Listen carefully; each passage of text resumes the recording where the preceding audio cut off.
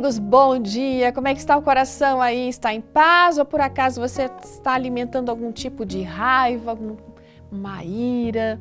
A autora da nossa meditação, que se chama Dolores Walker, ela vem contando uma experiência aqui bem interessante que aconteceu com ela. Ela mora lá em Washington e ela comenta que um dia, nossa gente, deu um problema lá na igreja onde ela congregava.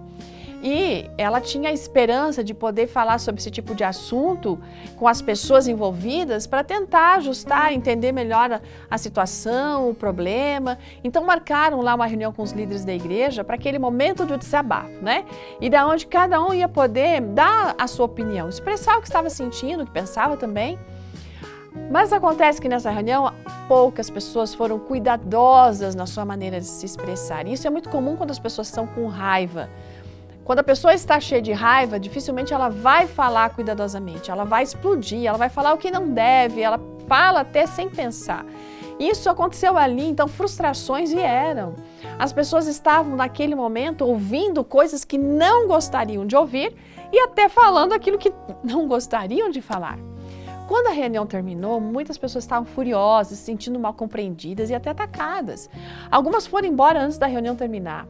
A nossa amiga Dolores permaneceu lá, sabe? E ela percebeu, assim, que estava muito difícil de colocar em prática aquele conselho do apóstolo Pedro que diz, olha, vocês todos precisam ser mais compreensivos uns com os outros, fraternalmente amigos, pensando do mesmo jeito, misericordiosos, humildes.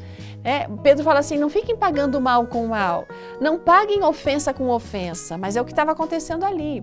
E quando o apóstolo Pedro fala que a gente precisa pensar o mesmo pensamento, não significa que é todo mundo pensando do mesmo jeito sobre aquele assunto, mas significa aquele respeito que tem que ter quando a opinião é diferente. A nossa amiga não saiu da reunião, ela ficou lá, ela estava bufando de raiva. Aí, de repente, como eu falei, né, ela explodiu, né, na forma de falar, e porque tinha ali um senhor que começou a listar muitos textos bíblicos que estavam sendo ignorados, enfim. Ela ficou muito atacada naquele momento e falou o que queria falar, mas no dia seguinte, gente, ela foi constrangida pelo Espírito Santo. Porque ela começou a perceber que ela tinha, embora ela tenha sido atacada por aquilo que o irmão estava falando, não justificava o comportamento que ela teve. Ela não foi parecida com Jesus, porque Jesus não faria assim, Jesus não fez assim, né? E ela não queria ficar inimiga de uma pessoa que é irmão dela em Cristo. Então ela confessou a Deus, pediu perdão, falou com aquele homem, com as outras pessoas que estavam lá, pediu desculpas para todo mundo, mas aquele sentimento de ira não saiu de dentro dela. Ela não conseguiu lidar com aquilo tão rapidamente. E se a gente não lida com esse tipo de sentimento, o que vai acontecer quando a gente se encontra com essa pessoa?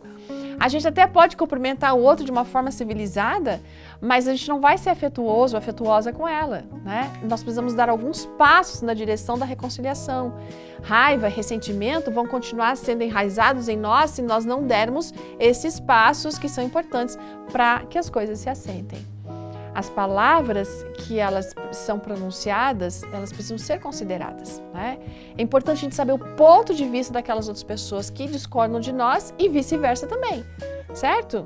Pode ser que alguns irmãos em Cristo nunca vão concordar com alguns aspectos daquilo que a gente pensa, mas o nosso objetivo tem que ser conhecer o outro, respeitar o outro, sentir um amor genuíno pelo outro. É isso que a palavra de Deus diz.